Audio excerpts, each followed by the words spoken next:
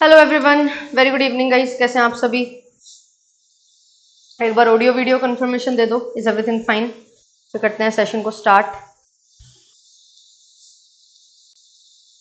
Business finance एक नई unit के साथ जो है आज हम स्टार्ट करने वाले हैं अपना session. Very good evening Nilesh, Lisha, Aarushi, welcome to the class. Very good evening Drishti. Refresh कर लो गाइस एक बार और do let me know is everything fine, all clear. चलिए स्टार्ट करेंगे आज के सेशन को। तो आज हमारा जो नया यूनिट है वो है बिजनेस फाइनेंस। आई होप कि जो हमने मॉर्निंग में मार्केटिंग मैनेजमेंट किया वो आपको समझ आया होगा सारा, और फाइनेंस भी एक नई यूनिट है, ये भी समझने की कोशिश करेंगे। यूनिट नंबर 4, यूनिट नंबर 2 जब मैंने आपको करवाई थी तो उसमें हमने पढ़ा था जो अकाउंटिंग होती है, accounting is a language for business, और उस बिजनेस को चलाने के लिए क्या चाहिए? पैसा। तो फाइनेंस क्या है? Blood of business. फाइनेंस को क्या बोला जाता है कि अगर फाइनेंस नहीं होगा तो बिजनेस नहीं चल सकता। जैसे एक ह्यूमन बॉडी में ब्लड की रिक्वायरमेंट होती है, सेम तरीके से जो हमारा फाइनेंस होता है उसकी रिक्वायरमेंट एक बिजनेस को होती है। आपको क्या लगता है क्यों पैसा जरूरी है? Why money is important? बिना पैसे के नहीं चल सकता बिजनेस, क्यों है पैसा जरूरी? बताइए।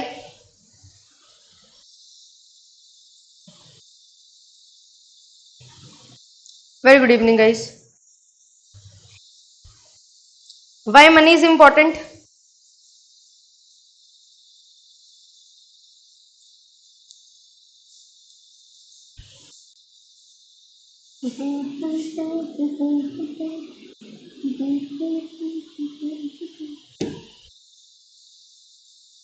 वैसे तो मैंने यहाँ पे चीजें लिखी हुई हैं, ideas, investment, strategy, vision, planning, success, और भी चीजें होती हैं, ग्रोथ। पैसा क्यों जरूरी है?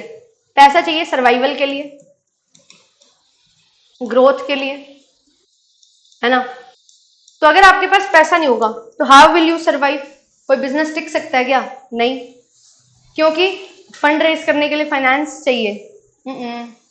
फाइनेंस तो चाहिए तो फंड रेज करेंगे, एडिशनल फंड रेज करना है उसके लिए फाइनेंस चाहिए, उसके लिए ग्रोथ चाहिए, और ग्रोथ के लिए चाहिए क्या? ग्रोथ के लिए चाहिए पैसा। अगर आप सरवाइव करना चाहते हो, मार्केट में टिके रहना चाहते हो, अपनी एग्जिस्टेंस बनाना चाहते हो, तब भी आपको पैसा चाहिए, क्योंकि पैसे से ही आप क्या करेंगे? डिफरेंट रिसोर्सेज का अच्छे से इस्तेमाल करेंगे। फिर वो पैसा होगा तो कुछ करने की सोच पाएंगे, है ना? जब पैसा होगा तभी तो कुछ खरीदोगे। अब फ्री में तो कुछ कर नहीं सकते, जाके मार्केट में खड़े होगे तो बिजनेस बनेगा नहीं। बिजनेस बनाने के लिए प्रोडक्ट चाहिए या सर्विस चाहिए, तो उसके लिए पैसा चाहिए, और उसको बनाने के लिए पहले इन्वेस्टमेंट भी तो चाहिए, और उसको बनाने के लिए जो है पहले आइडिया भी तो चाहिए। तो आइडिया होगा, फिर उसके बाद आइडिया को हम आगे पिच करेंगे, प्रेजेंट करेंगे, किसी को बताएंगे, वो हमें हेल्प करेगा, तो हमें फाइनेंस मिलेगा। एंड फिर अब ठीक है, बन गया, एग्जिस्टेंस हो गई, सर्वाइवल हो गया, अब मुझे चाहिए ग्रोथ। अभी मैं एक प्रोडक्ट बना रही थी, मुझे चाहिए 2 प्रोडक्ट। मैं एक स्टोर था मेरे को चाहिए 3 स्टोर। पहले मैं सिर्फ एक नॉर्थ रीजन में अपना सामान दे रही थी, अब मुझे चाहिए कि मैं साउथ, ईस्ट, वेस्ट सारी जगह अपना सामान पहुंचा सकूं। तो उसके लिए ग्रोथ है, एक्सपेंशन चाहिए, उसके लिए जो है आपको फाइनेंस चाहिए। और अगर आप जितना बड़ा काम करना चाहते हो उसके लिए उतना ही ज्यादा जो है फंड्स की रिक्वायरमेंट भी होती है, क्योंकि जब आप लोगों को लगाओगे अपने साथ तो फ्री में तो कोई काम करेगा नहीं। कोई भी पर्सन जो है, ठीक है, आपकी आइडियोलॉजी के साथ जुड़ता है, पर एक समय के बाद सब खत्म है, उसकी भी नीड्स होती हैं, है ना? मैस्लो की नीड हायरार्की थ्योरी अगर आपको याद आ रही हो, सबसे पहले हमारी फिजियोलॉजिकल नीड्स होती हैं, रोटी कपड़ा मकान। अगर आप वो पूरा नहीं कर पाओगे तो आप चाहे जितना मर्जी अच्छा काम कर लो, वो आपको सेटिस्फेक्शन देगा ही नहीं, क्योंकि सबसे पहली नीड वही होती है। फिर उसके बाद आपकी जो है security need, social need, esteem need, self actualisation needs आती हैं। बट बेसिक नीड पूरी होंगी तभी होंगी जब आपको पैसा मिलेगा। तो आप लोगों को लगाओगे अपने साथ एक अच्छी चीज को करने के लिए, बट उसके लिए भी पैसा है जो बहुत ज्यादा मायने रखता है। तो ये चीज के लिए जो है हमें फाइनेंस की रिक्वायरमेंट होती है। अब हमारे पास अलग अलग बिजनेस फॉर्म्स होते हैं, है ना? फॉर्म्स मतलब टाइप्स। तो जैसे हमारे पास होता है सोल प्रोप्राइटर, ये क्या करता है? ये अपना खुद का पैसा सेल्फ या अपने रिलेटिव से ले लेते हैं, है ना, या कोई लोन वगैरह है बहुत रेयर वो ले लेते हैं, उससे अपनी कैपिटल इन्वेस्टमेंट करते हैं, क्योंकि ये इसकी खुद की लाइबिलिटी होगी, हर चीज का इसी के पास होगा, जो भी होगा नुकसान फायदा, तो ये चीज होती है। फिर हम पार्टनरशिप की बात करते हैं। पार्टनरशिप में क्या होता है, हमारी जो है यहाँ पे जो लाइबिलिटी है वो अनलिमिटेड ही रहती है, मतलब कहीं ना कहीं जो है जुड़े हुए हैं पार्टनर्स के साथ ही, है ना। पार्टनर्स पैसा खुद लेके आते हैं, अपना लोन वगैरह ले लेते हैं, इस तरीके से आते हैं। कंपनी जो एक फॉर्म होती है ना, उसमें क्या होता है, यहाँ पे एक लीगल एंटिटी तो हम सब में ही मानते हैं कि अलग है, बट कंपनी जो है ना वो बिल्कुल ही एक लीगल पर्सन है, ठीक है, जो अपने नाम से क्या कर सकती है, कॉन्ट्रैक्ट बना सकती है। तो यहाँ पे लीगल पर्सन होने के नाते जो इसके ओनर्स होते हैं ना, और इसके जो मैनेजर्स होते हैं वो भी अलग हैं, और इवन जो ओनर्स है ना वो भी अपनी लाइबिलिटी जो है वो लिमिटेड रखते हैं, मतलब कि वो कंपनी के लिए लायबल नहीं है। अगर कंपनी बहुत ज्यादा नुकसान में है तो एक पॉइंट तक वो लायबल होंगे जितना उन्होंने पैसा दे रखा है, उसके अलावा प्राइवेट एसेट्स उनके नहीं लिए जाएंगे। तो यहाँ पे जब हम बात करते हैं पैसा लेने की, तो यहाँ पे जो है कंपनी खुद तो कुछ कर नहीं सकती, हाँ अपने नाम से कॉन्ट्रैक्ट बना लेती है, पर चल फिर थोड़ी सकती है, पैसा थोड़ी कमा सकती है। तो इसको जब पैसा चाहिए होता है तो ये पैसा लेती है किससे, ओनर्स से, है ना, मतलब जो पब्लिक से पैसा लेते हैं, जो उनके ओनर्स बनते हैं, equity share holder, preference share holder, इस तरीके से। एंड साथ ही साथ पैसा रेज करने का सिर्फ यही तरीका नहीं है, ये तो इक्विटी है, इसके साथ साथ हमारे पास पैसा रेज करने का एक और तरीका है, वो है डेट।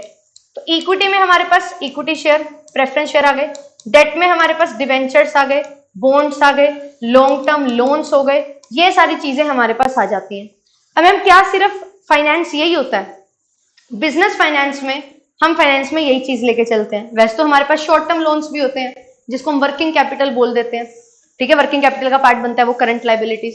तो यहाँ पे इसको समझने के लिए हमें क्या देखना है, हमें देखनी है एक बैलेंस शीट। समझते रहना, इंट्रोडक्शन करवा रही हूँ आज। बैलेंस शीट बनती है एक पॉइंट ऑफ टाइम पे, एज एट 31 मार्च, जो भी ईयर के लिए आप बना रहे हो। मैं यहाँ पे टी शेप बना रही हूँ, ठीक है। यहाँ पे आती है लाइबिलिटीज, इक्विटी एंड लाइबिलिटी लिख लो, और यहाँ पे एसेट्स, यहाँ पे अमाउंट, यहाँ पे अमाउंट। समझने के लिए इस शेप की बना रही हूँ, वैसे हमारे पास शेड्यूल 3 के अकॉर्डिंग बनाई जाती है, पार्ट 1 में जो है हमारा उसके तहत। तो यहाँ पे हमारे पास क्या है, शेयर होल्डर फंड है। इस शेयर होल्डर फंड में अपने पास क्या है, इक्विटी एंड लाइबिलिटी है। तो इक्विटी शेयर है, प्रेफरेंस शेयर है, ठीक है। फिर रिजर्व एंड सरप्लसेस है। फिर हमारे पास जो है लाइबिलिटीज होती हैं, नॉन करंट लाइबिलिटीज, जिसमें हमारे पास डिवेंचर्स होते हैं, लॉन्ग टर्म लोन्स होते हैं, ठीक है, एडवांसेस वही लोन्स ही हो गए, और इसके साथ साथ हमारे पास जो है बॉन्ड्स वगैरह से पैसा हमने लिया हुआ है, वो सारी चीजें आती हैं। फिर हमारी करंट लाइबिलिटीज आ जाती हैं। ऐसे ही हमारे पास एसेट्स आते हैं। एसेट्स में हमारे पास नॉन करंट एसेट्स, जिसमें हमारे पास टेंजिबल एसेट्स और इनटेंजिबल एसेट्स आते हैं, और यहाँ पे जो है हमारे पास करंट एसेट्स आ जाते हैं। अब अगर मैं इसको आपको लिखूं कैसे, ये मैं आपको लिख के दिखाऊं कि हमारे पास जो है ना ये करंट एसेट, करंट लाइबिलिटी जो है ना, इसको अगर हम ऐसे लिख दें वर्किंग कैपिटल, तो यहाँ पे ना तो करंट एसेट को लिखूं ना मैं करंट लाइबिलिटी को लिखूं। इस करंट एसेट और करंट लाइबिलिटी की जगह मैं लिख दूं वर्किंग कैपिटल, क्योंकि ये CA माइनस CL है ना, तो जितना करंट एसेट ज्यादा है सिर्फ उसको दिखा दूं, CL को हटा दूं यहाँ से।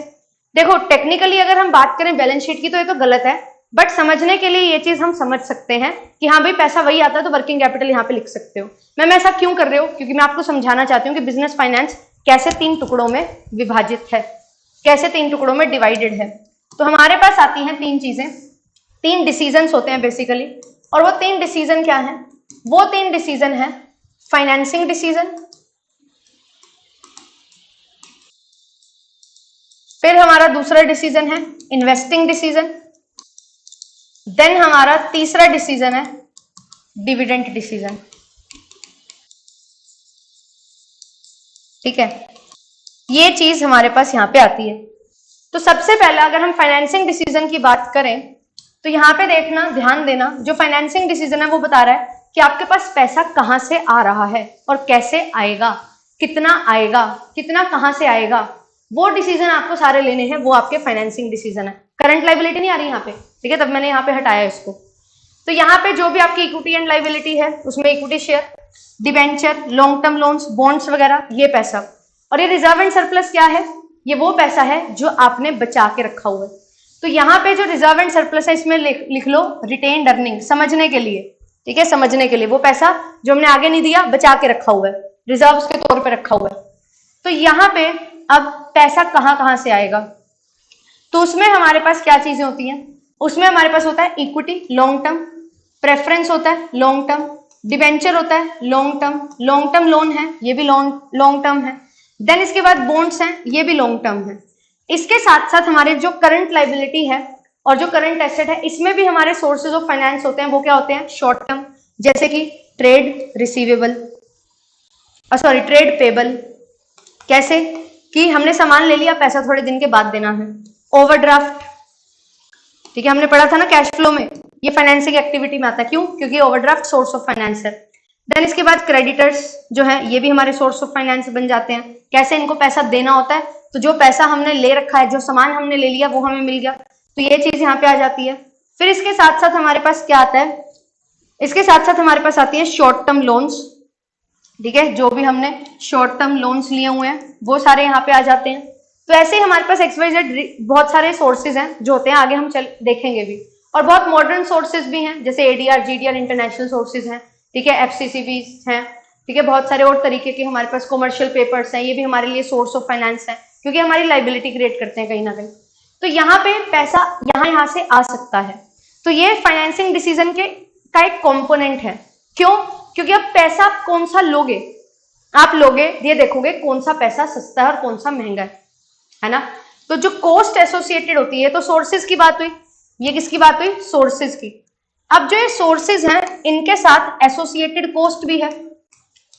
एसोसिएटेड कॉस्ट है जो हमारी, वो क्या होती है कि इक्विटी कितने % रिटर्न एक्सपेक्ट कर रहे हैं, है ना, प्रेफरेंस कितना रिटर्न, डेट को कितना इंटरेस्ट देना है, जो हमारी लॉन्ग टर्म लोन्स है उन पे कितना इंटरेस्ट है, बॉन्ड्स पे कितना इंटरेस्ट है, इन पे अगर हमने एक पॉइंट ऑफ टाइम के बाद दिया तो हमें कितना जो है इंटरेस्ट पे करना पड़ेगा।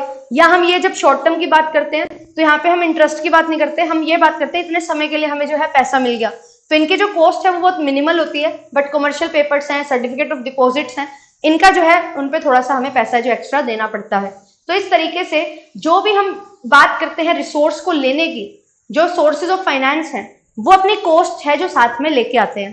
तो हम ये देखते हैं कि कितने एसोसिएटेड कॉस्ट हम बियर कर सकते हैं, उसके हिसाब से हम क्या करते हैं, हम देखते हैं कौन सा कंपोनेंट कितना लेना है।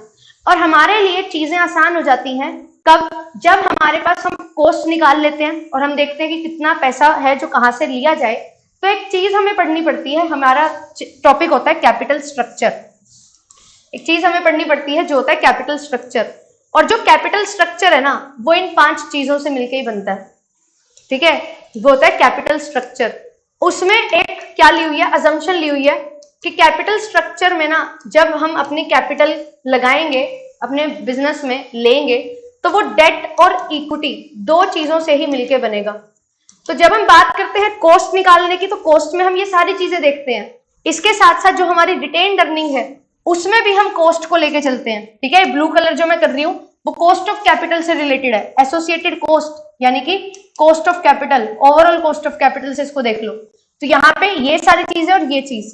फिर जब हम बात करते हैं कैपिटल स्ट्रक्चर की कि हमारा कैपिटल क्या क्या चीज से मिलके बनेगा, हमारा जो स्ट्रक्चर है बिजनेस का, उसमें हम बात करते हैं डेट की और इक्विटी की। तो यहाँ से जो इक्विटी है और डेट है इसका प्रोपोर्शन देखा जाता है कि कितना प्रोपोर्शन जो है वो हमें यूज करना है, ठीक है, कितना प्रोपोर्शन है जो हमें यहाँ पे इस्तेमाल करना है। ये चीज जो है यहाँ पे निकल के आती है।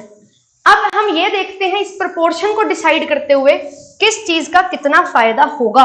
क्या डेट को यूज करके इक्विटी की वैल्यू बढ़ेगी? तो हम यहाँ पे देखते हैं लीवरेज, इसका इंपैक्ट क्या पड़ेगा। तो लीवरेज को भी स्टडी करना हमारे कैपिटल स्ट्रक्चर का ही पार्ट बन जाता है। तो यहाँ पे हमारे पास ये जो सारी चीजें मैं लिख रही हूँ ना, ये हमारे पास टॉपिक्स हैं। और ये टॉपिक कौन से हैं, ध्यान देना। ये जो टॉपिक है एक सोर्सेज ऑफ फाइनेंस, एक टॉपिक है हमारा कॉस्ट ऑफ कैपिटल, एक टॉपिक है हमारा कॉस्ट ऑफ कैपिटल के साथ ही मैं यहाँ पे लिख देती हूँ वो है हमारा टाइम वैल्यू ऑफ मनी।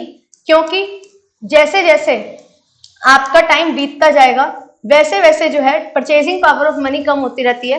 तो टाइम वैल्यू ऑफ मनी भी एक छोटा सा कंसेप्ट है जिसको हम कवर करते हुए चलते हैं। देन इसके बाद हमारा जो नेक्स्ट टॉपिक आता है वो टॉपिक रहता है हमारा यहाँ पे कैपिटल स्ट्रक्चर, जहां पे हम ये देखते हैं कि कॉस्ट तो हमने देख ली कि कौन सा महंगा कौन सा सस्ता, हमने ओवरऑल कॉस्ट भी निकाल ली। अब हम ये देखेंगे हमारे कैपिटल स्ट्रक्चर में कितना कंपोनेंट डेट और इक्विटी का रहेगा, और उसकी हेल्प के लिए हम पढ़ते हैं लीवरेज, कि हमारे पास जो फिक्स्ड कॉस्ट है उसका कितना बेनिफिट हो सकता है, जो हमारी फाइनेंशियल कॉस्ट है उसका कितना बेनिफिट हो सकता है, वो सारी चीजों को हम यहाँ पे स्टडी करते हुए चलते हैं। तो दीज आर द टॉपिक्स जो हमें फाइनेंसिंग डिसीजन लेते हुए पढ़ने पड़ते हैं। अब सारा कुछ हमने कर लिया, अब इस पैसे का करोगे क्या? इस पैसे को करेंगे यूज, इस पैसे को करेंगे इन्वेस्ट। तो फाइनेंसिंग डिसीजन में क्या क्या चीजें आएंगी? यहां पे आएगा sources of finance, cost of finance, cost of capital बोलते हैं इसको कि कैपिटल लेने का कॉस्ट, फिर आता है कैपिटल स्ट्रक्चर, फिर आता है लीवरेज, एंड इसके साथ साथ टाइम वैल्यू ऑफ मनी भी। तो ये 5 टॉपिक हैं जो आपको करने हैं। देन इसके बाद अगर हम आगे बात करें इस पैसे का यूज कहां करोगे, इस पैसे को लगाओगे कहीं ना कहीं इन्वेस्ट करोगे, क्योंकि ग्रोथ करनी है ना, तो खाली पैसा घर में पड़ा रहेगा तो वो तो किसी काम का नहीं है। तो अब हम यहाँ पे लेते हैं इन्वेस्टिंग डिसीजन, और इन्वेस्टिंग डिसीजन में क्या करते हैं, हमारे पास जो नॉन करंट एसेट्स हैं, हमारे पास जो नॉन करंट एसेट्स हैं और हमारे पास जो करंट एसेट्स हैं, या हम बोल दें वर्किंग कैपिटल है, उसमें पैसा लगाया जाता है। तो 2 डिसीजन होते हैं हमारे पास इन्वेस्टिंग डिसीजन में, और वो 2 डिसीजन क्या है? वो 2 डिसीजन है लॉन्ग टर्म एसेट्स के लिए जिसको बोला जाता है कैपिटल बजटिंग डिसीजन, नाम याद रखना, कैपिटल बजटिंग डिसीजन। यहाँ पे जो है हम फिक्स एसेट्स में पैसा निवेश करते हैं, और ये जो डिसीजन होते हैं ये एक्सपेंशन के लिए किए जाते हैं। ये डिसीजन जो होते हैं, ये डिसीजन कैसे होते हैं? इररिवर्सिबल होते हैं। मैम आपने इररिवर्सिबल क्यों बताया? क्योंकि ये प्रीवियस ईयर क्वेश्चन है, सीधा सीधा। तो irreversible decisions capital budgeting. Investing decisions जो होते हैं उसमें एक कैपिटल बजटिंग होता है और एक होता है आपका वर्किंग कैपिटल डिसीजंस, जहां पे आपको कितनी वर्किंग कैपिटल चाहिए वो चीज आप अपने ध्यान में रखते हो। वर्किंग कैपिटल डिसीजन किसके लिए चाहिए होते हैं? डे टू डे एक्टिविटीज को पूरा करने के लिए, डे टू डे ऑपरेशंस जो हैं हमारे उनको पूरा करने के लिए ये चीज हमारे पास आती है। अब इसमें भी जो है हम क्या करते हैं, डिफरेंट अप्रोचेस को पढ़ते हैं कि कितना पैसा लगाया जाए, कहां से लिया जाए, कितना पैसा हमारा जो है लॉन्ग टर्म से आए, कितना शॉर्ट टर्म से। मीन्स क्या है मैम इसका? यहाँ पे आप देखो, अभी हमने यहाँ पे बात की कि हमारे पास जो है current asset minus current liabilities working capital. तो ये जो वर्किंग कैपिटल है जो नॉन करंट एसेट है कहां से आ रहे हैं? ये आ रहे हैं इक्विटी एंड लाइबिलिटी में जो हमारा लॉन्ग टर्म फंड है वहां से। तो कितना लॉन्ग टर्म फंड हमारा वर्किंग कैपिटल का पार्ट है वो भी यहाँ पे हम वर्किंग कैपिटल डिसीजंस में पढ़ते हैं। तो ये इन्वेस्टिंग डिसीजन होते हैं, छोटा सा है बताने में बट बहुत बड़ा है एग्जामिनेशन पॉइंट ऑफ व्यू से। 2 क्वेश्चन यहाँ से कंफर्मली आते ही हैं। फिर इसके बाद अब जब आप इन्वेस्ट करोगे तो आएगा रिटर्न, ठीक है। जब आप इन्वेस्ट करोगे तो फ्री में तो काम नहीं करोगे, आप रिटर्न एक्सपेक्ट करोगे, और जब ये रिटर्न आएगा तो अब आपके पास एक चीज आएगी कि इस रिटर्न का क्या किया जाए। तो जब आपके पास रिटर्न आएगा तो इस रिटर्न का क्या किया जाए? क्या इसको एज अ डिविडेंड दे दिया जाए या एज अ डिविडेंड नहीं दिया जाए, या इसको हम बोल सकते हैं रिटेन करके रख लिया जाए। ये डिसीजन है जो लिया जाता है हमारे पास जब रिटर्न आता है उससे। अब ये डिसीजन कैसे लिया जाता है, ये डिविडेंड देना है या रिटेन करना है, तो ये हमारे पास आ गया डिविडेंड डिसीजन का काम, कि डिविडेंड डिसीजन हम यहाँ पे लेते हैं। और डिविडेंड डिसीजन क्या है कि क्या डिविडेंड देने से हमारी जो मार्केट वैल्यू है ऑफ शेयर वो बढ़ेगी। अगर आपके डिविडेंड देने से मार्केट वैल्यू ऑफ शेयर या मार्केट प्राइस ऑफ शेयर जो है वो बढ़ता है तो डिविडेंड देना सही है। अगर इस पे कुछ इंपैक्ट नहीं पड़ता तो डिविडेंड देना बेकार है, ठीक है। तो डिविडेंड देना बेकार है। ये डिविडेंड डिसीजन जो है ये हम यहाँ पे लेके चलते हैं, ठीक है।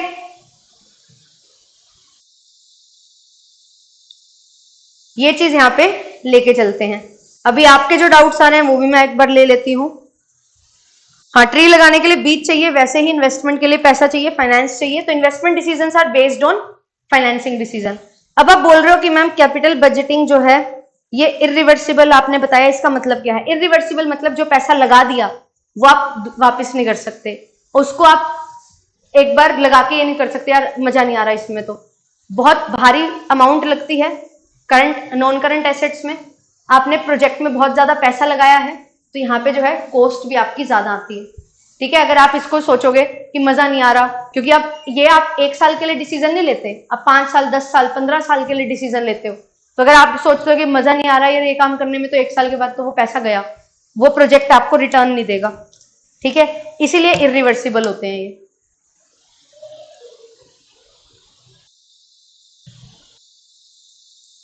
और जो वर्किंग कैपिटल होते हैं उसमें पैसा बहुत कम होता है इन्वेस्ट, तो डे टू डे एक्टिविटीज के लिए उस पैसे को निवेश किया जाता है। ठीक है, वो इरिवर्सिबल नहीं होते, उसको आप चेंज कर सकते हो, कोई दिक्कत नहीं है। फिर रिटर्न की मैं आपको बात बता रही थी, डिविडेंड डिसीजन की बात बता रही थी। तो मार्केट प्राइस है जो शेयर का, वो क्या है, वो बढ़ रहा है तो हमें डिविडेंड देना चाहिए। अब इसके लिए ना थ्योरीज होती हैं, रेलिवेंट थ्योरीज और इररेलिवेंट थ्योरीज।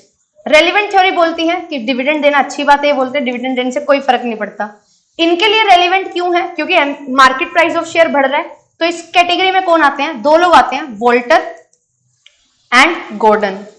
अब अपने फ्रेंड्स के नाम याद रखो ना रखो, इनके याद रख लेना। ठीक है, वोल्टर और गॉर्डन। और इररेलिवेंट में आते हैं MM भाई साहब, मोदी गिलानी और मिलर। इनका नाम याद रखना है, ये आपके फेवरेट हो जाने चाहिए, मोदी गिलानी मिलर साहब, तो क्योंकि ये डिविडेंड में बोलते हैं कि बेकार चीज है ये। कैपिटल स्ट्रक्चर की भी हमारी थ्योरीज होती हैं, रेलिवेंट और इररेलिवेंट। तो रेलिवेंट में हमारे पास आती है कौन सी? Net income approach, traditional approach. और इररेलिवेंट में आती है हमारे पास नेट ऑपरेटिंग इनकम अप्रोच, और एक आती है हमारी MM अप्रोच। वैसे तो बहुत सारी हैं, मेनली ये हैं। ऐसे ही डिविडेंड डिसीजन में बहुत सारे हैं, बट मेनली ये हैं। तो यहां से क्वेश्चन है जो आपके बनते हैं, न्यूमेरिकल भी बनते हैं क्या? हाँ बनते हैं। तो ये चीज जो है ये आपको ध्यान में रखनी है। ठीक है, इसमें होता क्या है वो हमारी क्लासेस का पार्ट रहेगा, इंट्रोडक्टरी सेशन में यही चीज आपको मैं बस बता रही हूँ। तो ये चीज हमारे पास होती है। अब यहाँ पे होता है कि आप डिविडेंड दे रहे हो, अच्छी बात है, शेयर होल्डर खुश होगा, पर आप पैसा रिटेन भी कर रहे हो। क्यों? क्योंकि हमने एक बात की थी कि हमें ग्रोथ भी चाहिए होती है। तो जो पैसा आप बचाओगे उसको वापस बिजनेस में लगाओगे और फिर उस पैसे को लगा के पैसा कमाओगे। तो जब पैसे पे पैसा बनेगा तो ऑटोमेटिकली ग्रोथ होगी। तो रिटेन इसलिए किया जाता है जब आपको लगता है कि भाई मार्केट प्राइस जो है वो तो बढ़ नहीं रहा है ना डिविडेंड देने से, या हमारे पास जो है हमें ऐसा लग रहा है कि जो हमारे इन्वेस्टर्स रिटर्न एक्सपेक्ट कर रहे थे, और वो रिटर्न कौन सा था? जो यहाँ पे इक्विटी, प्रेफरेंस, डिवेंचर की जो कॉस्ट थी वो हमारे लिए क्या है? वो हमारे लिए कॉस्ट है बिजनेस के लिए, कि हम मेजर करेंगे कि इतना पैसा तो हमें जनरेट करना ही पड़ेगा इनको वापस लौटाने के लिए। और अगर मैं इससे ज्यादा रिटर्न कमा पा रही हूं, अगर मेरा जो रिटर्न है वो रिटर्न क्या है? वो रिटर्न ज्यादा है जितनी मेरी कॉस्ट ऑफ कैपिटल है उससे, तो यहाँ पे मुझे क्या करना चाहिए? तो मुझे यहाँ पे पैसा जो है वो रिटेन करना चाहिए। क्यों करना चाहिए रिटेन? क्योंकि पैसे से जब पैसा बनेगा ना तो ग्रोथ होएगी। तो यहाँ पे एक फॉर्मूला निकल के आता है ग्रोथ का, और वो फॉर्मूला क्या है? ग्रोथ को G से शो करते हैं, स्मॉल g से। वो फॉर्मूला है B × R। R क्या है? रिटर्न। कॉस्ट ऑफ कैपिटल क्या होता है यहाँ पे? KO ले लो या KE ले लो। KO होता है ओवरऑल, KE होता है कॉस्ट ऑफ इक्विटी। जैसे मेरे को कॉस्ट निकालनी है इक्विटी की तो मैं K यूज करूंगी, प्रेफरेंस की निकालनी है तो मैं P यूज करूंगी, डेट की निकालनी है तो मैं D यूज करूंगी, ओवरऑल कॉस्ट ऑफ निकालनी है तो O यूज करूंगी। ऐसे कॉस्ट ऑफ कैपिटल के सिंबल्स होते हैं। ठीक है, अलग अलग सिंबल हैं। ये ओवरऑल के लिए है, ये हमारी डेट के लिए है, ये जो है ये प्रेफरेंस शेयर के लिए है, और ये इक्विटी शेयर के लिए है। ठीक है, ये चीज आपको ध्यान रखनी है। तो ग्रोथ जो होती है वो होती है B × R। अब ये B क्या होता है? B होता है रिटेंशन। कितना आपने बचाया? आपने मान लो 100 रुपए कमाए और आपने यहाँ पे डिविडेंड दिया 40%। तो ये जो है ना इसको 1 - B से दिखाया जाता है, इसको दिखाया जाता है B से, कि आपने 60% पैसा बचा लिया, 40% डिविडेंड दे दिया। तो B जो है वो होता है रिटेन, कितना किया है? Retention ratio. B क्या है? Retention ratio. और 1 - B होता है डिविडेंड रेशो। ठीक है, तो यहाँ पे ग्रोथ कैसे होगी, मैंने बोला पैसे से पैसा बनेगा। तो अगर मैं 10% से पैसे को ग्रो करती हूँ, रेट क्या है, रिटर्न क्या है 10, तो यहाँ पे जितना पैसा मैंने बचाया, मान लो मैंने कमाए थे 100 रुपए, मैंने 60 रुपए उसमें से बचा लिए, तो 60% मैंने बचाया, उस 60% पे 10% मैंने और कमाया, तो मैंने कितना कमा लिया 6%। जितना मैं कमा रही थी उससे ज्यादा 6% मैंने कमा लिया, तो मेरी ग्रोथ कितनी हो जाएगी 6%। तो B इंटू आर से G निकलता है, और आपका जो रिटेंशन रेशियो है और जो आपका रिटर्न है वो परसेंटेज फॉर्म में दिया होता है। तो इस तरीके से आपका पूरा क्वेश्चन सॉल्व हो जाता है। क्या ये प्रीवियस ईयर क्वेश्चन है? Yes, this is previous year question. और ये फॉर्मूला याद रखना, G is equals to B R, क्योंकि ये आगे भी इस्तेमाल होने वाला है। यहां तक सबको क्लियर है जो हमने आज कहानी पढ़ी है? ये पूरा सिलेबस है। आज की क्लास देख के आपको ऐसे हो जाएगा कि हाँ ये तो हमने पूरा सिलेबस ही कर लिया एक हिसाब से, और यहां से 70% क्वेश्चन बनते हैं। तो ये चीज यहाँ पे हमारे पास हुई डिविडेंड में, ठीक है। और यहाँ पे कैपिटल बजटिंग में अलग अलग अप्रोचेज होती हैं हमारे पास, ट्रेडिशनल अप्रोच है, मॉडर्न अप्रोच है, इनमें अलग अलग मेथड्स होते हैं, ठीक है। यहाँ पे जैसे अकाउंटिंग रेट ऑफ रिटर्न होता है, यहाँ पे हमारे पास जो है पे बैक पीरियड मेथड होता है, ठीक है। यहाँ पे हमारे पास जो है एनपीवी मेथड होता है, आईआरआर मेथड होता है, ठीक है, पीआई मेथड होता है, प्रॉफिटेबिलिटी इंडेक्स, मॉडिफाइड आईआरआर होता है, टर्मिनल वैल्यू मेथड होता है। देयर आर डिफरेंट मेथड्स जो अलग अलग तरीके से वैल्यू निकालते हैं कि आपको किस प्रोजेक्ट में इन्वेस्ट करना चाहिए, वो आपको बताते हैं। इस तरीके से जो है आपका ये पूरा का पूरा सिलेबस यहाँ पे रहता है, ठीक है। वर्किंग कैपिटल में भी फिर डे टू डे एक्टिविटीज को कहाँ से कितना पैसा लेंगे, लॉन्ग टर्म से शॉर्ट टर्म से कितना पैसा आ रहा है, वो सारी चीजें जो है हम यहाँ पे देखते हुए चलते हैं, ठीक है। ये कहानी हमारी रहती है। अब इसके बाद और क्या है? अब इसके बाद ये है कि मैम यहाँ पे हमारे पास हमने डिविडेंड भी देख लिया, हमने इन्वेस्टमेंट भी देख लिया। तो एक बार मैं लिख देती हूँ उसमें क्या क्या चीजें आपको पढ़नी है, सो दैट आपको टॉपिक याद रहे। यहाँ पे हमने कैपिटल बजटिंग डिसीजन पढ़ना है,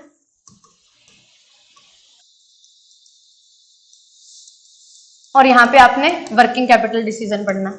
अब एक और चीज आती है, क्योंकि हम ग्लोबलाइजेशन की तरफ हैं, है ना, आप इंडिया के बाहर भी काम कर सकते हो। तो यहाँ पे एक चीज आती है कि जब हम इंडिया के बाहर काम कर सकते हैं तो इंडिया के बाहर हम प्रोजेक्ट भी लगा सकते हैं, है ना। हमारा प्रोजेक्ट दुबई में है, हमारा प्रोजेक्ट यूएसए में चल रहा है, तो वहां पे ना इंटरनेशनल कैपिटल बजटिंग भी आपको यहाँ काम आती है। और इंटरनेशनल कैपिटल बजटिंग में एक इंपॉर्टेंट चीज होती है, वो होती है एक रिस्क फैक्टर होता है, और वो कौन सा रिस्क? Political risk. मैंने क्या किया, मैंने रशिया में एक प्रोजेक्ट लगाया हुआ था, हमारी सरकार जो है उसके रिलेशन गड़बड़ा गए रशिया से, सरकार ने बोल दिया रशिया के साथ जो भी काम कर रहा है वो यहां से निकल जाओ, तो आपके लिए दिक्कत हो जाएगी। तो पॉलिटिकल रिस्क जो रहता है ना, वो सबसे बड़ा फैक्टर है जो हमें कंसीडर करना होता है जब आप इंटरनेशनल कैपिटल बजटिंग की बात करते हो। तो इंटरनेशनल कैपिटल बजटिंग भी जो है ना, वो भी यहाँ पे हम पढ़ते हैं। उसमें सिर्फ दो चीजें हैं और कुछ भी नहीं है, दो रिस्क है, थ्योरी है सिर्फ। फिर इसके बाद डिविडेंड डिसीजन में यहाँ पे जो है अलग अलग अप्रोचेज मैंने आपको बताया ही, ठीक है। रेलिवेंट और इरेलीवेंट अप्रोच हम देखते हैं, और यहाँ पे साथ में हम ये भी देखते हैं कि कितना रिटेन करना है और कितना जो है वो डिविडेंड के रूप में पे करना है। तो रिटेंशन और पेमेंट ये भी आती है। और फिर इसके साथ जो है ग्रोथ का कंसेप्ट भी हम देखते हैं, और ग्रोथ के साथ ही जो है हमारे पास यहाँ पे जो हमारा मेन ऑब्जेक्टिव था फाइनेंस का, वो पूरा हो जाता है। अब मैम हम जो है बाहर से भी क्या कर रहे हैं, कॉन्टेक्ट है हमारे, बाहरले देश के साथ भी हम काम कर रहे हैं। तो यहाँ पे जो है एक चीज आती है बीच में, फॉरेक्स मार्केट। क्यों फॉरेक्स मार्केट क्यों आती है? क्योंकि मैम जो मेरा 1 रुपया है ना, वो बेचारा बहुत परेशान है, क्योंकि इसकी वैल्यू कुछ है ही नहीं। डॉलर बोलता है कि अगर मेरे को परचेज करना है ना, तो आपको जो है 80 रुपए देने पड़ेंगे। अब जो 1 रुपया है वो बेचारा परेशान कि मेरे को तो 80 बनना पड़ेगा एक के लिए। और ये जो वैल्यू है वो चेंज होती रहती है, एवर चेंजिंग, फ्लक्चुएट करती रहती है। तो अब जब आप डील कर रहे होते हो फॉरेन में, पैसा लेना देना, इंपोर्ट एक्सपोर्ट्स, है ना, अपना जो है ट्रेड, हम ग्लोबलाइजेशन जब से आए 1991 में, तो हमारी जो इंटीग्रेट करने की बात हो रही है इकोनॉमी को with the rest of the world, तो ये चीजें आ रही हैं। तो वहां पे जब आपके पास अलग अलग करेंसी हो जाती है और उसका एक्सचेंज रेट जो होता है वो भी इंपॉर्टेंट हो जाता है, तो वहां पे जो है फॉरेक्स मार्केट भी बीच में आती है। और फिर इसके बाद क्या और चीजें होती हैं। अब फॉरेन में आप क्या कर रहे हो, डील कर रहे हो, तो हमारे पास बहुत सारे रिस्क भी हैं जो फॉरेन से निकल के आएंगे, जैसे पैसे में गिरावट आ जाना, पैसे में बढ़ोतरी हो जाना, है ना।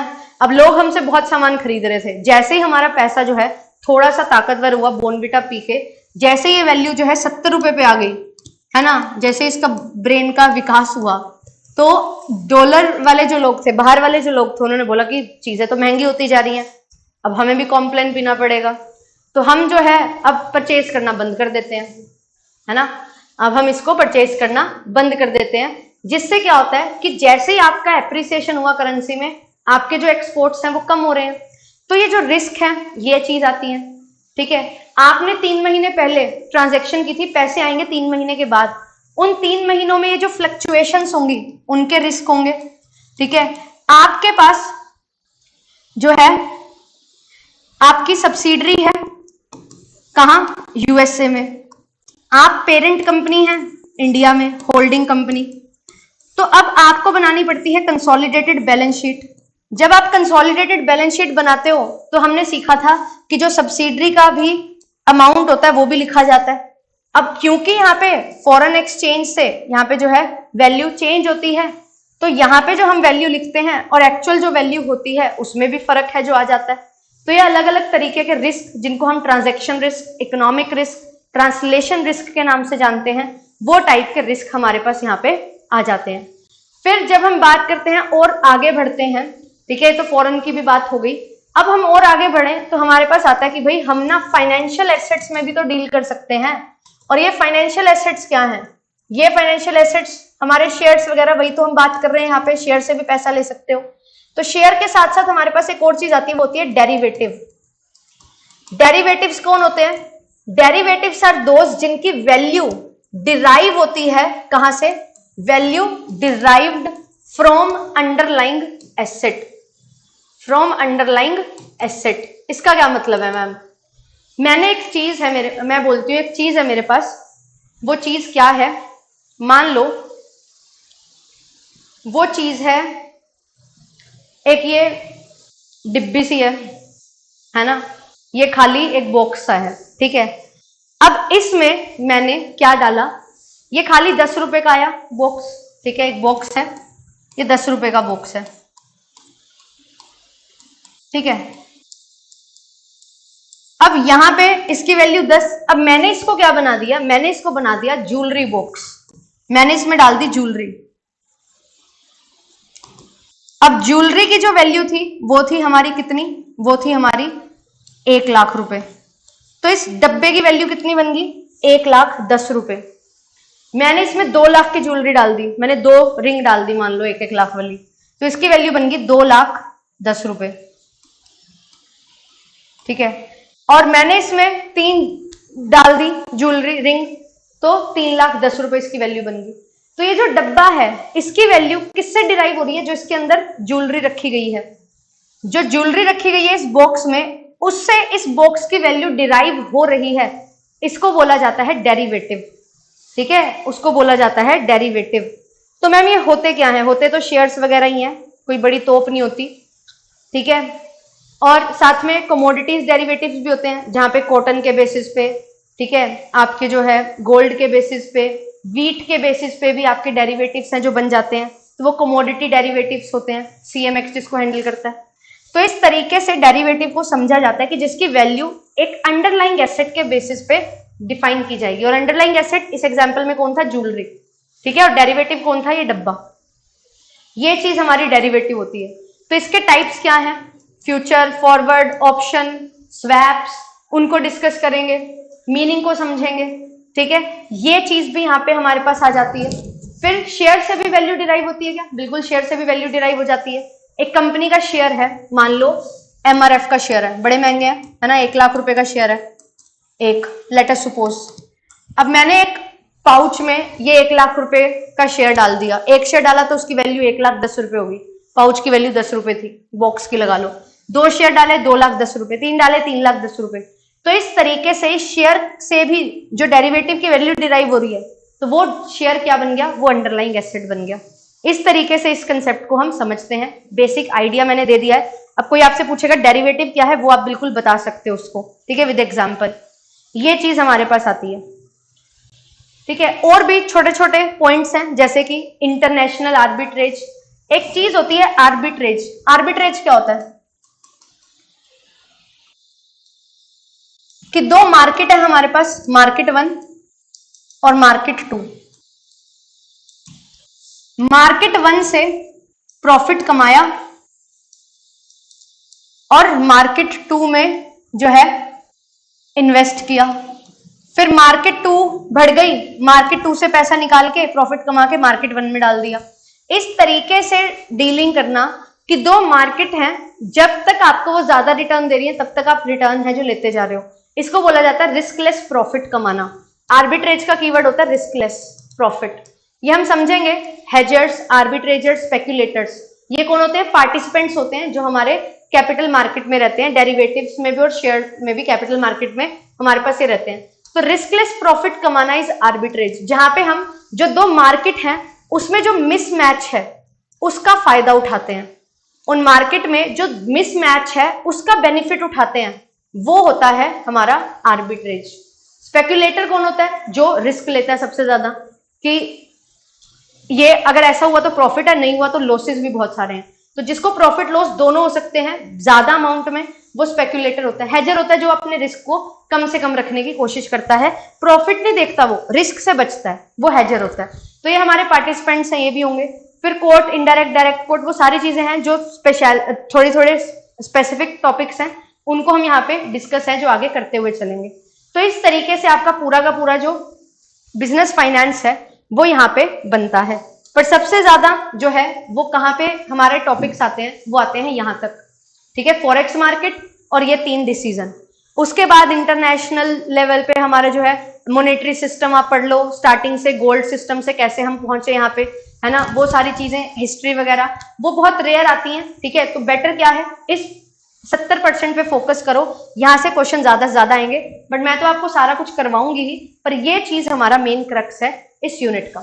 अब यहाँ पे जो है नंबर 1 प्रॉब्लम, ये मैं हर बार दिखाती हूँ, फाइनेंशियल लिटरेसी की हम बात करते हैं। हमारे में से कितने लोग ऐसे हैं जो इन्वेस्ट करते हैं शेयर्स में या डिवेंचर्स में, कैपिटल मार्केट में या कहीं और म्यूचुअल फंड्स में?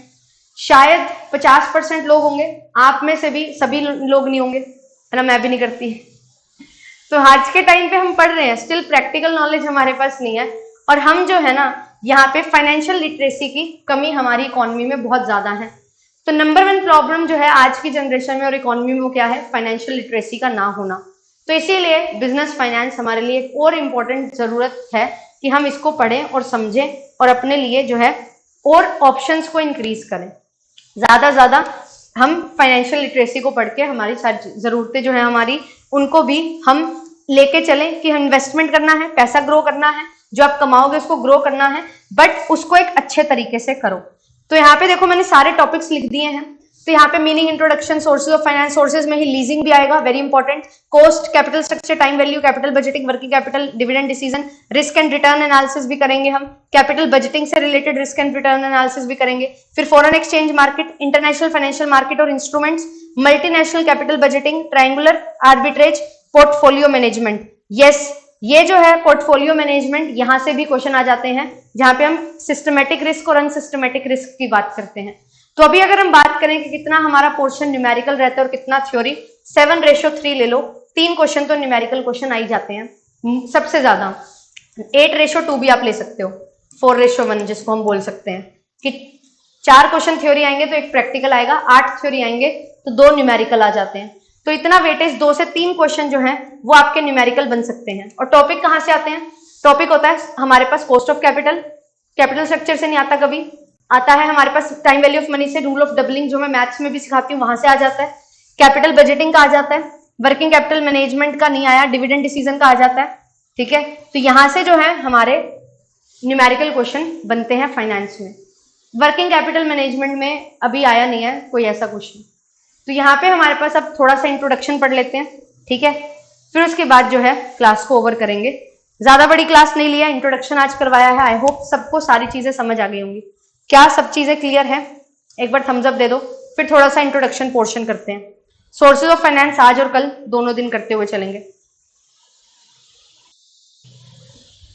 फाइनेंशियल मैनेजमेंट, तो फाइनेंस और मैनेजमेंट दोनों चीजों का यहाँ पे हमें ध्यान रखना है। तो फाइनेंशियल मैनेजमेंट में जब हम फाइनेंस की बात करते हैं और उसको मैनेज करने की बात करते हैं तो आप बात करते हो पैसा आए। फाइनेंसिंग डिसीजन में क्या होगा, प्रोक्योरमेंट होगी और उसका effective utilisation is known as financial management.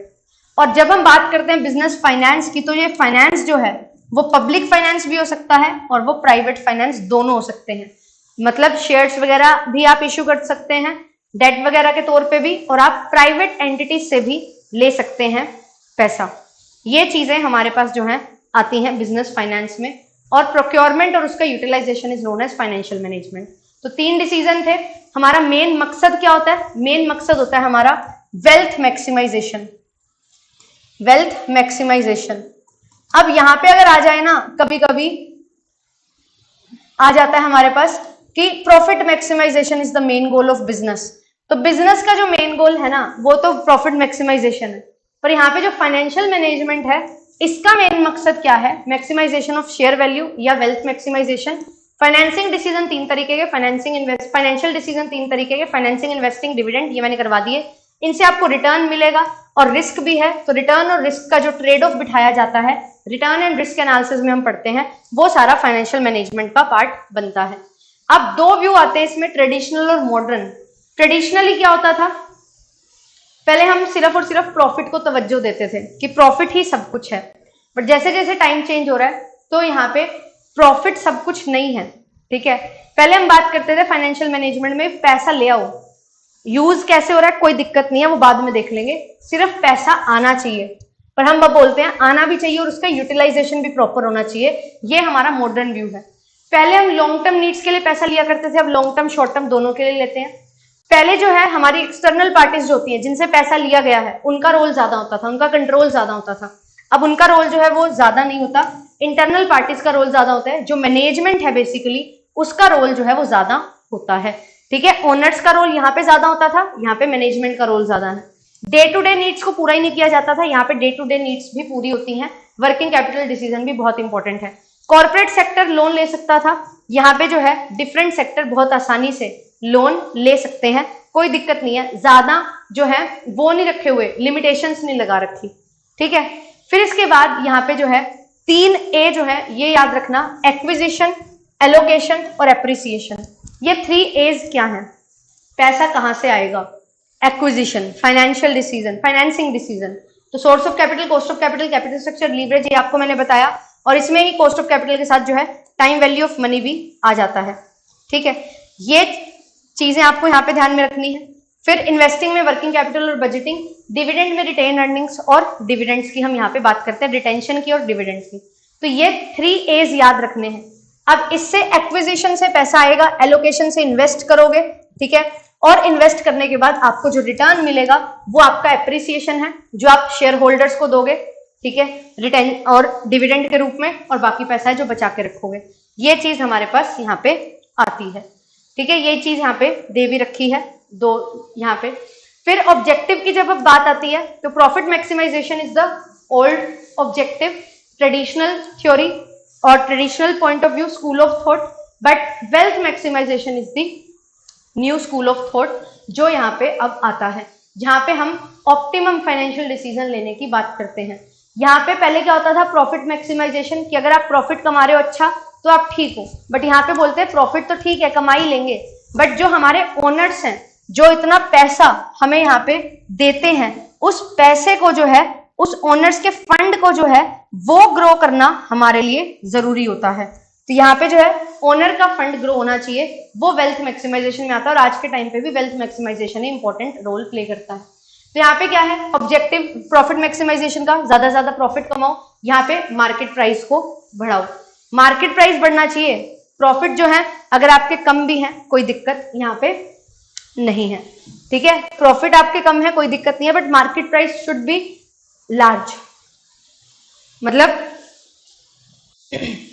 अगर आप 100 रुपए का शेयर आपने इशू किया था, एक साल में अगर आपने उसको 200 बना दिया तो आपकी ग्रोथ है, आपने 300 बना दिया तो आपकी ग्रोथ है। मतलब लॉन्ग टर्म परस्पेक्टिव से अगर देखा जाए तो आप बहुत अच्छा काम कर रहे हो। और यहाँ पे जो है प्रॉफिट आसानी से कैलकुलेट हो जाते हैं, तो एडवांटेज आ जाती है। और यहाँ पे फाइनेंशियल डिसीजन और प्रॉफिट्स के बेसिस पे हम ले सकते हैं, कितना प्रॉफिट हुआ इतना यहाँ यूज कर लो, यहाँ यूज कर लो। बट यहाँ पे जो है लॉन्ग टर्म की बात की जाती है, जैसा मैंने बताया लॉन्ग टर्म पर्सपेक्टिव से बात की जाती है। रिस्क और अनसर्टेनिटी को रिकॉग्नाइज किया जाता है कि ठीक है आज तो प्रॉफिट हो गया, बट व्हाट अबाउट फ्यूचर, तो फ्यूचर का भी सोचा जाता है। तभी इसीलिए जो प्रॉफिट है सिर्फ उसको ध्यान में नहीं रखते, प्रॉफिट तो आज ज्यादा है कल कम हो जाएगा, बट फ्यूचर में अगर हमें लंबा चलना है तो ये चीज हमारे लिए जरूरी है। और टाइमिंग्स ऑफ रिटर्न और साथ ही साथ शेयर होल्डर जो है उनको भी कंसीडर किया जाता है कि किस समय कितने रिटर्न आ रहे हैं। अगर आप सोच रहे हो कि एक साल मैंने रिटर्न डबल कर लिया, बट वो टाइम ऐसा था जो पीक टाइम था, आप अपने जो लो फेज है उसको कंसीडर ही नहीं कर रहे, तो बहुत बड़ी गड़बड़ हो जाएगी प्रॉफिट मैक्सिमाइजेशन के हिसाब से। इसीलिए यहाँ पे वेल्थ मैक्सिमाइजेशन को कंसीडर किया जाता है। फिर यहाँ पे शॉर्ट टर्म पे ये एम्फेसाइज करते हैं, रिस्क और अनसर्टेनिटी को इग्नोर कर देते हैं, टाइमिंग ऑफ रिटर्न नहीं देखते, और इमीडिएट रिसोर्सेज को यहाँ पे क्या है रिक्वायर करते हैं। तो यहाँ पे जो इसके एडवांटेजेस हैं वही प्रॉफिट मैक्सिमाइजेशन के डिसएडवांटेजेस हो जाएंगे। और यहाँ पे जो फाइनेंशियल डिसीजन है ना उसका और शेयर प्राइस का कोई डायरेक्ट रिलेशन हमें देखने को नहीं मिलता कि अगर फाइनेंशियल डिसीजन आप ले रहे हो तो शेयर प्राइस बढ़ेगा, कौन सा डिसीजन है किससे शेयर प्राइस बढ़ेगा या कम होगा, वो चीज भी अच्छे से नहीं समझ आ पाती है। एंड यहाँ पे जो मैनेजमेंट है वो एंजाइटी और फ्रस्ट्रेशन का भी शिकार हो जाती है वेल्थ मैक्सिमाइजेशन के हिसाब से। ये बेसिक इंट्रोडक्शन थी। अभी जो हमारा दूसरा टॉपिक है वो है, पहला टॉपिक है बेसिकली इंट्रोडक्शन मीनिंग के बाद सोर्सेज ऑफ फाइनेंस। तो यहाँ पे बिजनेस की दो ही नीड्स होती हैं, कौन सी, लॉन्ग टर्म और वर्किंग कैपिटल। तो लॉन्ग टर्म को फंड करने के लिए, डे टू डे नीड्स को पूरा करने के लिए सोर्सेज चाहिए, यही मैंने आपको बताया, अभी हम कर चुके हैं ऑलमोस्ट। तो यहाँ पे जो लॉन्ग टर्म डिसीजन है वो किसके लिए है, फर्म को सेटअप करने के लिए, एक्सपेंशन के लिए, ठीक है, और साथ ही साथ जो है डाइवर्सिफिकेशन के लिए। हम एक प्रोडक्ट बना रहे हैं, नहीं दो बनाएंगे, तीन बनाएंगे, एक प्रोडक्ट की इतनी वेराइटीज बनाएंगे, मॉडर्नाइजेशन, नई टेक्नोलॉजी का यूज करेंगे। और कैपिटल एक्सपेंडिचर जो है उसके जो डिसीजन हमें लेने हैं, ये सारे ये हमारे लॉन्ग टर्म डिसीजन होते हैं। इनको पूरा करने के लिए बहुत सारा पैसा चाहिए, बहुत सारा पैसा चाहिए, तो उसके लिए हम यहाँ पे जो है सोर्सेज ऑफ फाइनेंस को कंसीडर करते हैं। और they are also irreversible in nature. ऐसा नहीं है कि आज आपने डिसीजन लिया कल आपका मन पलट गया तो आप इससे बाहर आ सकते हो, नहीं। एक बार डिसीजन ले लिया, सोच समझ के डिसीजन लो, अच्छा खासा टाइम इन्वेस्ट करो, फिर उसको पूरा करने के लिए लग जाओ। कैसे? प्रॉफिट बढ़ेगा तो शेयर होल्डर की वेल्थ बढ़ जाएगी। फिर ग्रोथ जो मैंने सिखाया था उसका क्या होएगा,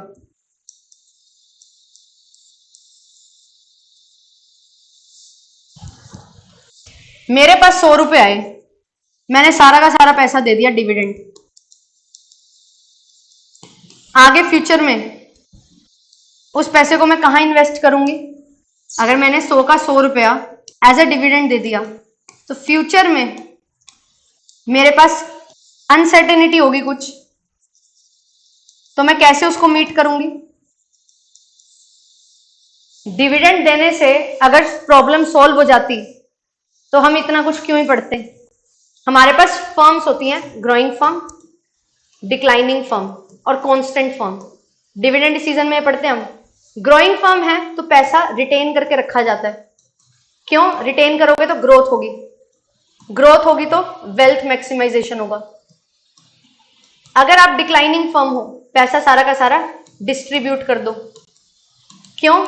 क्योंकि आप कमा ही नहीं रहे हो कुछ, जितना चाहिए उससे भी कम कमा रहे हो, तो पैसा डिस्ट्रीब्यूट कर दो, लोग निकल जाएंगे, भाग जाएंगे अपना पैसा निकाल के, ऐसा भी होगा एक पॉइंट ऑफ टाइम पे, तो आप उसको पैसा दे दो, आप कुछ नहीं कर पा रहे हो।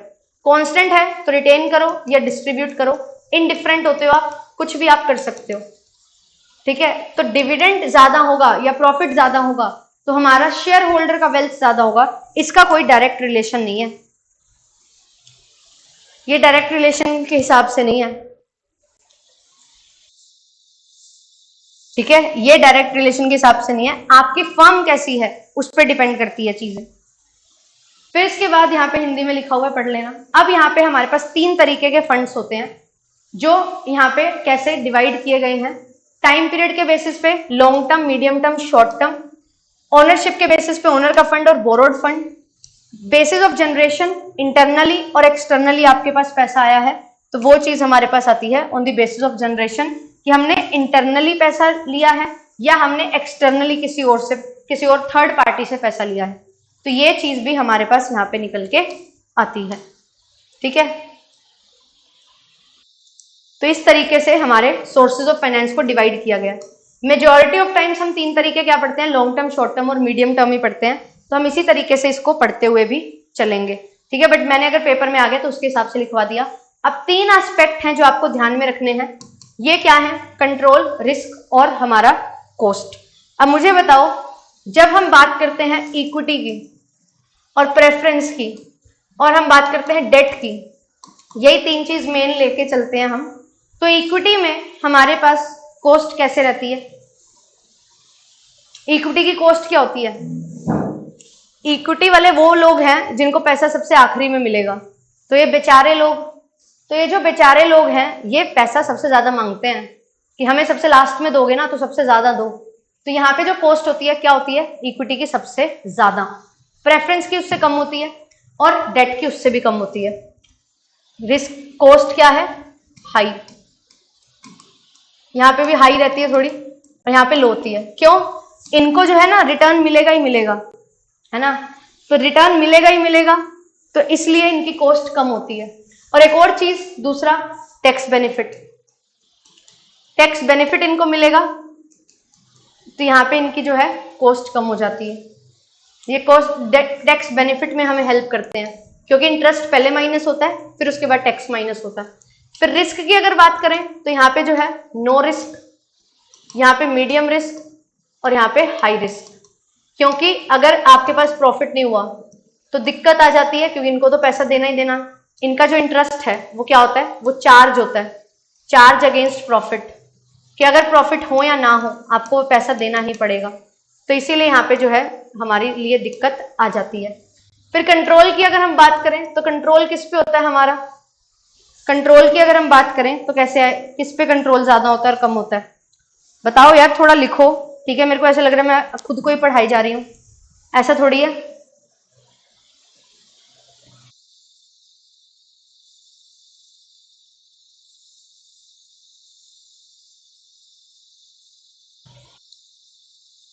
इक्विटी वाले कौन होते हैं, ओनर्स होते हैं मैम, तो इनका क्या है, पूरा कंट्रोल है। प्रेफरेंस वालों का नो कंट्रोल और पार्शियल कंट्रोल, डेट का कोई कंट्रोल नहीं होता। क्यों नहीं होता, क्योंकि डेट वाले तो बाहर के लोग हैं ना, तो बाहर के लोग का क्या ही कंट्रोल होएगा। तो यहाँ पे इक्विटी में फुल कंट्रोल, यहाँ पे नो और पार्शियल थोड़ा बहुत हो सकता है, यहाँ पे नो कंट्रोल। ये चीज आपने ध्यान में रखनी है। ठीक है, ये चीज आपको ध्यान में रखनी है। तो इस तरीके से यहाँ पे 3 कंपोनेंट्स हैं जो आपको लेके चलने हैं, तीनों बेसिस पे यहाँ पे इसको डिवाइड किया जाता है। फिर इसके बाद आते हैं लॉन्ग टर्म, शॉर्ट टर्म और मीडियम टर्म लोन, फाइनेंस के सोर्सेस। ये जो है ये मैं आपको कल करवाऊंगी। ठीक है, आज की क्लास इतनी रखते हैं। कॉस्ट किस रेफरेंस में ले रहे हैं, जो रिटर्न अरे देखो, अब मैं एक बिजनेस हूं, मैंने बोला आप मेरे को पैसे दो, आप बोलोगे मैम फ्री में तो देंगे नहीं, कुछ ना कुछ तो चाहिए, तो आप जो रिटर्न मेरे से मांगोगे वो मेरे लिए कॉस्ट है, क्योंकि वो मेरे को बियर करना पड़ेगा। वो पैसा लेने के लिए वो जो लागत है वो मेरी लगेगी, इसीलिए कॉस्ट को हम यहाँ पे कंसीडर कर रहे हैं। तो कॉस्ट जो है इसकी सबसे ज्यादा होती है, क्योंकि इस पे रिस्क सबसे ज्यादा होता है। ठीक, रिस्क यहाँ पे ध्यान देना, ये जो रिस्क है इस लो रिस्क को क्या लिखा गया है, ये रिस्क है कि इसका पैसा अगर बिजनेस ने नहीं दिया ना तो भी कोई दिक्कत नहीं है। हम यहाँ पे हाई कॉस्ट इसलिए बोलते हैं, हाई रिस्क होता है। हाई रिस्क किसके मन में होता है, इन्वेस्टर के मन में। इन्वेस्टर के लिए हाई रिस्क है ना, तो यहाँ पे वो अपनी कॉस्ट हाई रखता है। जितना ज्यादा मैं रिस्क लूंगा, इन्वेस्टर बोलता है, उतना ज्यादा मेरे को रिटर्न भी मिलना चाहिए, तो इसीलिए कंपनी के लिए कॉस्ट ज्यादा हो जाती है। प्रेफरेंस में मीडियम कॉस्ट रहती है, डेट में लो कॉस्ट रहती है, क्योंकि रिस्क यहाँ पे सबसे कम होता है। अब यहाँ पे रिस्क किस वजह से लिया हुआ है, ये बिजनेस के पॉइंट ऑफ व्यू से लिया हुआ है। तो बिजनेस के लिए सबसे ज्यादा रिस्की कैपिटल कौन सी होती है, वो होती है डिबेंचर, क्योंकि रिडीम करनी है। प्रेफरेंस थोड़ा सा रिस्क तो रहता ही है, पे करना ही करना है। इक्विटी में कोई रिस्क नहीं होता, पैसा बचेगा तो दे देंगे, नहीं बचेगा तो नहीं देंगे। तो ये रिस्क जो है ना ये अलग तरीके से है। एक रिस्क जो है ये इन्वेस्टर का रिस्क है, तभी उसकी कॉस्ट हाई है। यहाँ पे मीडियम कॉस्ट है, इन्वेस्टर का रिस्क भी मीडियम है। यहाँ पे रिस्क नहीं है इन्वेस्टर नहीं सॉरी क्रेडिटर को, क्योंकि उसको पता है पैसा मिल ही जाना है, तो यहाँ पे उसकी लो कॉस्ट होती है और टैक्स बेनिफिट भी होता है इस वजह से। पर यहाँ पे जो रिस्क है वो बिजनेस पॉइंट ऑफ व्यू से बात कर रहे हैं, क्योंकि बिजनेस ले रहे हैं ना डिसीजन, तो बिजनेस के पॉइंट ऑफ व्यू से पूरा बिजनेस फाइनेंस पढ़ा जाएगा। आपके और मेरे पॉइंट ऑफ व्यू से नहीं पढ़ेंगे, हम एक बिजनेस के पॉइंट ऑफ व्यू से पढ़ेंगे। जैसे हमने अकाउंटिंग एक बिजनेस पॉइंट ऑफ व्यू से पढ़ी थी कि बिजनेस के लिए क्या है, वैसे ही सारी चीजें बिजनेस के लिए ही चलेंगी। ठीक है, आई होप कि आपको ये क्लियर हो गया होगा। हाँ, इक्विटी में मोर कंट्रोल यानी कि फुल कंट्रोल यहां पे मैंने लिख दिया। तो ये ध्यान रखना, हम बोलते हैं ना high risk high cost, high risk high return बोलते हैं हम, तो इन्वेस्टर के लिए रिटर्न, कंपनी के लिए कॉस्ट होती है। इसके बाद हमारे लॉन्ग टर्म, शॉर्ट टर्म यहाँ पे जो है सोर्सेज हैं। लीजिंग वाला टॉपिक भी है, हम कल करेंगे, इसको कल करेंगे, आज नहीं करेंगे। आज आपका होमवर्क थोड़ा सा रहेगा, ये पीडीएफ में शेयर करूंगी, इसको पढ़ के आना। ठीक है, इस पीडीएफ को पढ़ लेना, टाइम मिले, अगर नहीं मिले तो कोई नहीं, कल मैं करवा ही दूंगी, है ना। लीज वाला टॉपिक इंपॉर्टेंट है, टाइप्स ऑफ लीज इंपॉर्टेंट है, उसको डिस्कस करते हुए हम चलने वाले हैं। और नोट्स इसके थोड़े से अपने बनाते रहना मेरे अकॉर्डिंग, ठीक है, क्योंकि आपको नोट्स की लैंग्वेज थोड़ी अलग, राइटिंग थोड़ी अलग लगेगी, लैंग्वेज तो सही है, राइटिंग थोड़ी अलग हो सकती है। ठीक है, तो इन चीजों को डिस्कस करेंगे। फिर मीडियम टर्म जो है उसको डिस्कस करेंगे, शॉर्ट टर्म को डिस्कस करेंगे। ये सारे हमारे पास जो है सोर्सेज हैं। फिर इनोवेटिव सोर्सेज ऑफ फाइनेंस जो है ना, वो भी हम डिस्कस करेंगे। वेंचर कैपिटल, सीड कैपिटल, ठीक है, ब्रिज फाइनेंसिंग, हायर परचेज, साथ ही साथ यहाँ पे जो है राइट इश्यू ऑफ शेयर, वैसे मैंने आपको बता ही दिया है, वारंट्स वगैरह है, इसको डिस्कस कर लेंगे। Angel investing very very important, इन चीजों को डिस्कस करेंगे। एंड साथ ही साथ फिर परसों वाला जो सेशन होगा उसमें मैं इंटरनेशनल सोर्सेज ऑफ फाइनेंस जो है उनको भी कवर करवाऊंगी। तो ये टॉपिक जो है थोड़ा सा लंबा हो जाएगा, है ना, कि बहुत सारे फाइनेंस के सोर्सेज अपने पास हैं, but at the same time interesting भी है और यहां से क्वेश्चन भी आपका बन जाता है। ठीक है, कोई डाउट है आज की क्लास में तो पूछ लो, फिर करते हैं क्लास को वाइंड अप। और मैं ना एक चीज प्लान कर रही हूँ, आई एम नॉट श्योर कि वो फुलफिल करूंगी मैं या नहीं, मतलब अभी देखूंगी, थोड़ा प्लान बनाऊंगी।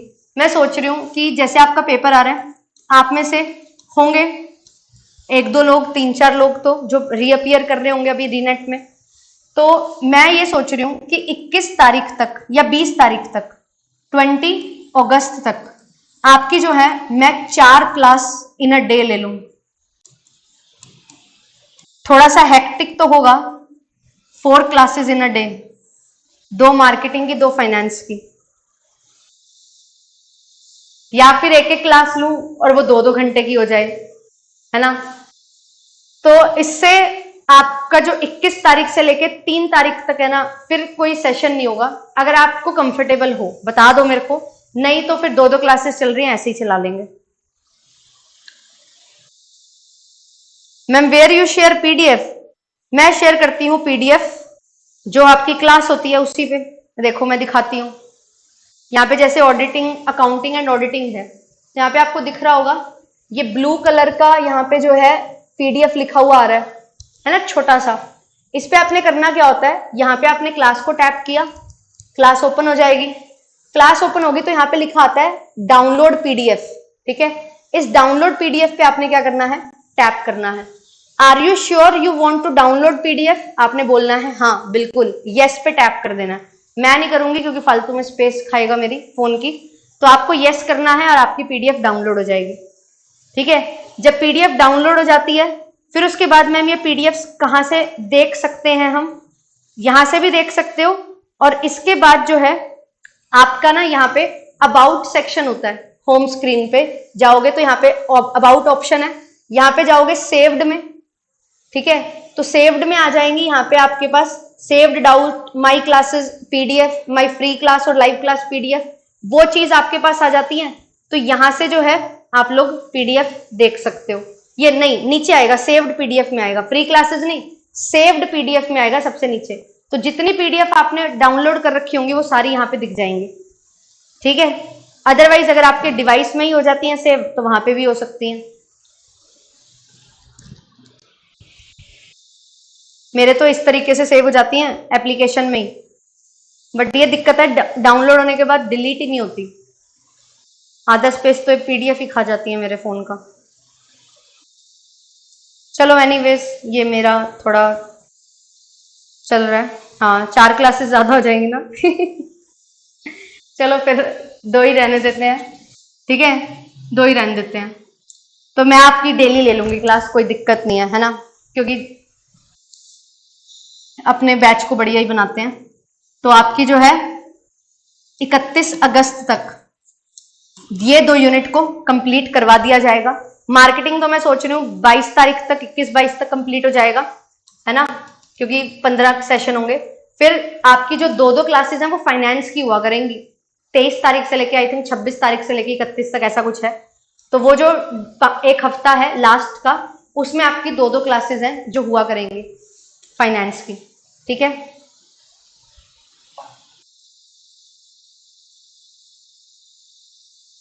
हाई कॉस्ट कैसे हुई? हाई रिटर्न एक्सपेक्ट करते हैं।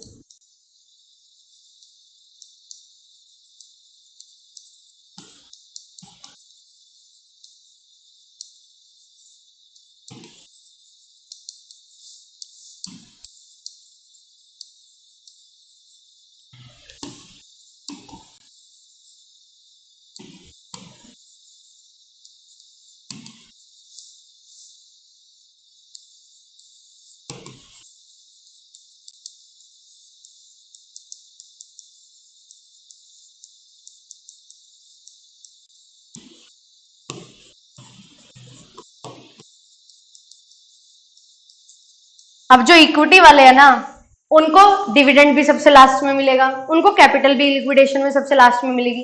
तो ये रिस्क है ना उनके लिए, तो वो रिस्क बियर करते हैं, तो हाई रिटर्न एक्सपेक्ट करते हैं। इसीलिए जो हमारी बिजनेस के लिए जो कॉस्ट हो जाती है इक्विटी को लेने की, वो हाई होती है। आप क्यों इक्विटी में इन्वेस्ट करते हो? आपका जो शेयर है,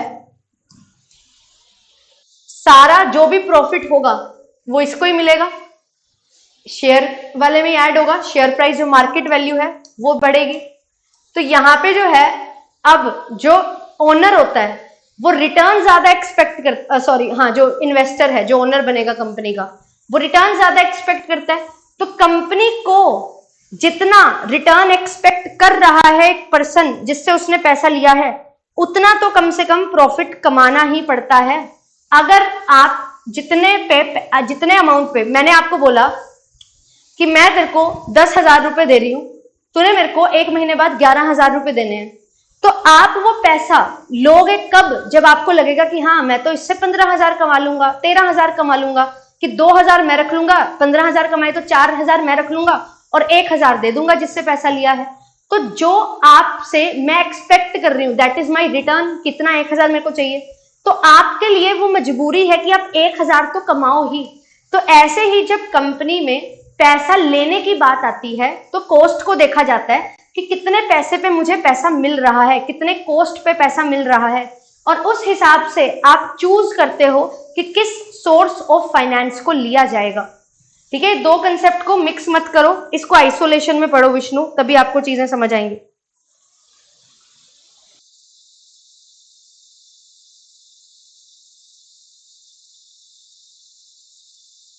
ठीक है। तभी तो उनको रिस्क होता है, तभी तो वो हाई रिटर्न मांगते हैं। कहते हैं हमारे को पैसा भी नहीं मिल रहा, सबसे लास्ट में मिल रहा है, हमें डिविडेंड भी नहीं मिलता, सबसे लास्ट में मिलता, अगर बचेगा तो, और मिलेगा या नहीं मिलेगा ये भी श्योरिटी नहीं है। कंपनी बोलेगी हम तो रिटेन करेंगे, तो वो रिटेन भी करेंगे। तो इसीलिए हम जो है, जब हमें पैसा मिलेगा ना, हम हाई रेट पे लेंगे, हम छोटा मोटा रेट नहीं लेंगे, ठीक है। ये चीज यहां पे आती है, इस चीज का ध्यान रखना। आई होप अब आपको समझ आ गया होगा। चलिए, तो आज का सेशन यहीं तक रखते हैं, मिलते हैं कल सुबह 10:30 और शाम को 7 बजे। Bye bye. मुझे 80 प्लस आर्ट्स की क्लास देखनी है। क्यों रिजवान, आप तो स्टार्टिंग से एनरोल्ड थे ना, तो क्यों नहीं देखी क्लासेस? क्यों फालतू में बैकलॉग लिया इतना? 80 आवर्स प्लस, मतलब 80 आवर्स, दिन में 20 घंटे पढ़ोगे, 4 दिन में निपटेगा। मैम 20 घंटे तो हम पढ़ेंगे नहीं, और 4 दिन में भी निपटेगा, क्योंकि मैम 5 घंटे की और क्लास आ जाती है। तो 1 महीना लगाओगे इस बैकलॉग को पूरा करने में, है? चलो कर लेना। 1 तारीख से लेके 3 तारीख तक कोई क्लास नहीं है, 31 तारीख तक क्लासेस हैं। ठीक है, रोज की 2 क्लास लूंगी, 31 तारीख तक क्लासेस हैं। 1 से 3 आप फ्री हो, अपना बैकलॉग पूरा करोगे। ठीक है, फिर 4 तारीख से दोबारा क्लासेस स्टार्ट हो जाएंगी और 4 तारीख से नई यूनिट स्टार्ट होंगी। 31 तारीख तक 2 यूनिट और कंप्लीट करवा दूंगी, 4 यूनिट हो जाएंगी। हाँ बिल्कुल विष्णु, ठीक है, बट वो कुछ ना कुछ तो कॉस्ट एक्सपेक्ट करते हैं ना इक्विटी वाले, तो वो कॉस्ट ऑफ कैपिटल जब मैं करवाऊंगी ना आपको समझ आ जाएगा, don't worry. Cost of capital होगा हमारा इस हफ्ते, लास्ट सेशन होगा या अगले हफ्ते शुरू होगा। ठीक है, अभी तो सोर्सेज ऑफ फाइनेंस की बात करेंगे।